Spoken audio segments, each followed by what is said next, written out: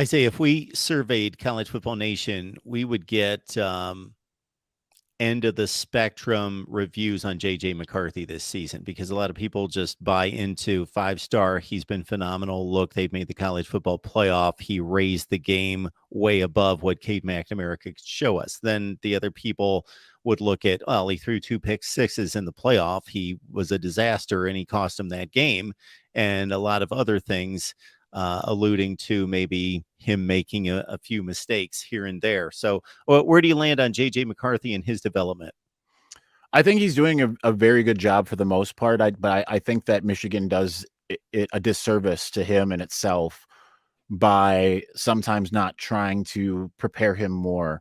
And while we have seen him being able to go out there and sling it against Ohio State and Purdue, uh, and ultimately in that TCU game, after the pick sixes, it seemed like he really kind of came alive in a lot of ways, outdueled Max Duggan in terms of yards thrown. Not that that matters when you throw 2 pick sixes.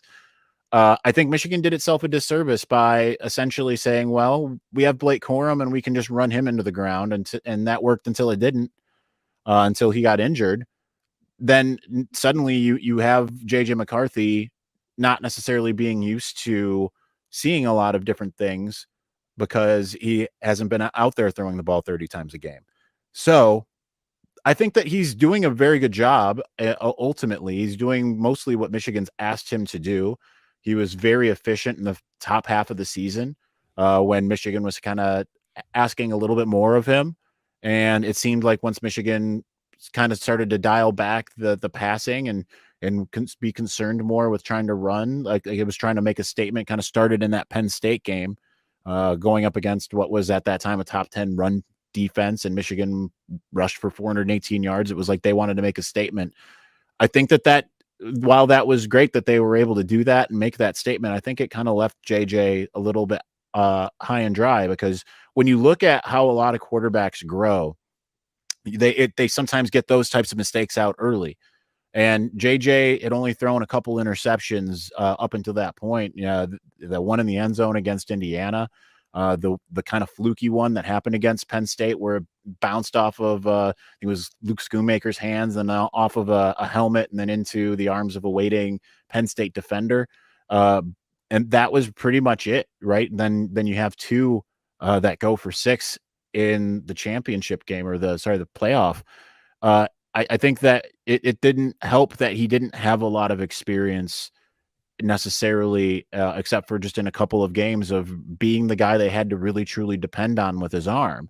What I think about CJ Stroud and how he was in his redshirt freshman year, specifically in that Oregon game, the first half felt like it didn't go very well. And it was like he learned how to play better as that game went on. It was kind of similar for JJ McCarthy in that TCU game. The problem is he didn't have another game the next week to kind of put more of what he learned together, especially being a guy that doesn't tend to make a lot of the same mistakes twice. So I think Michigan would do better by him to be a little bit more balanced than what it has been.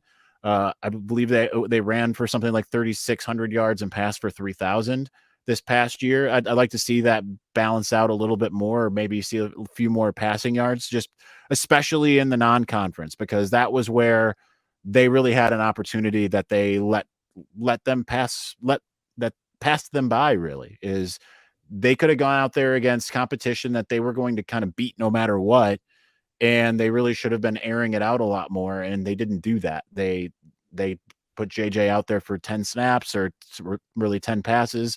He did what he did with them, and then they kind of cycled through so that they could say, hey, we played 8 quarterbacks against UConn, and it didn't do him any favors. You don't see a lot of other programs trying to break in their new starting quarterback by having him out there for a cursory amount, get the big lead, and then leave. You see often, again, I point to Ohio State. CJ Stroud stays in there a little bit longer, especially last year, 2021 rather. I think that Michigan needs to kind of give him more time on task, because we've seen that he can throw the ball. We've seen that he can generally be very accurate, and he can make NFL like style throws that most people can't make, throwing across his body, putting it in pinpoint great locations where you look at it and say, hey, JJ, that was a great throw. Don't make that throw again because it was a little too dangerous. He can do some of those things, but he needs to be able to have more time where they ask him to do that. And especially considering where Michigan stands against a lot of the opponents that they're going to face, that's the smarter move. And then you can rely on your offensive line and your run game as kind of a counterbalance to that instead of it being just your main thing.